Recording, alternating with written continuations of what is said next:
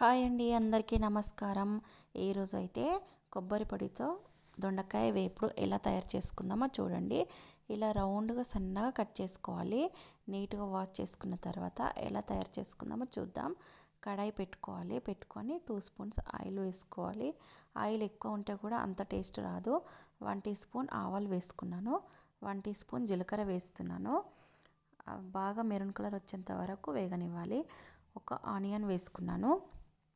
పచ్చివాసన పోయేంత వరకు వేపుకోవాలి. ఆనియన్ను బాగా ఫ్రై అయిన తర్వాత 1 టీ స్పూన్ అల్లం వెల్లుల్లి పేస్ట్ వేసుకోవాలి. కొంచెం పసుపు వేసుకోవాలి.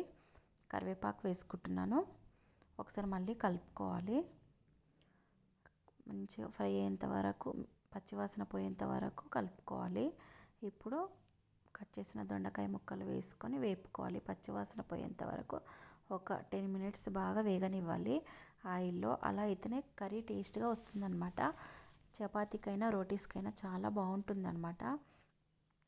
నేనైతే టేస్ట్కి సరిపడా సాల్ట్ వేసుకుంటున్నాను. 1 టీ స్పూన్. ఎక్కువ వేస్తే కూడా అంత టేస్ట్ రాదు.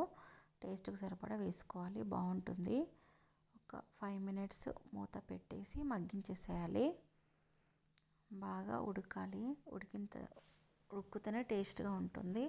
ఉడికిన తర్వాత ఇష్టపడని వారికి కూడా కొబ్బరి పొడి వేసుకొని తింటే చాలా టేస్ట్గా వస్తుందన్నమాట. నేనైతే 1 టీ స్పూన్ కారం వేస్తున్నాను. ఎక్కువ వేస్తే అంత టేస్ట్ రాదు, కొంచెమే వేసుకోవాలి. కొంచెం ధనియా పౌడర్ వేసుకొని ఒకసారి మళ్ళీ కలుపుకోవాలి. బాగా కారం మంచిగా ముక్కకు పట్టేంత వరకు కలుపుకోవాలి.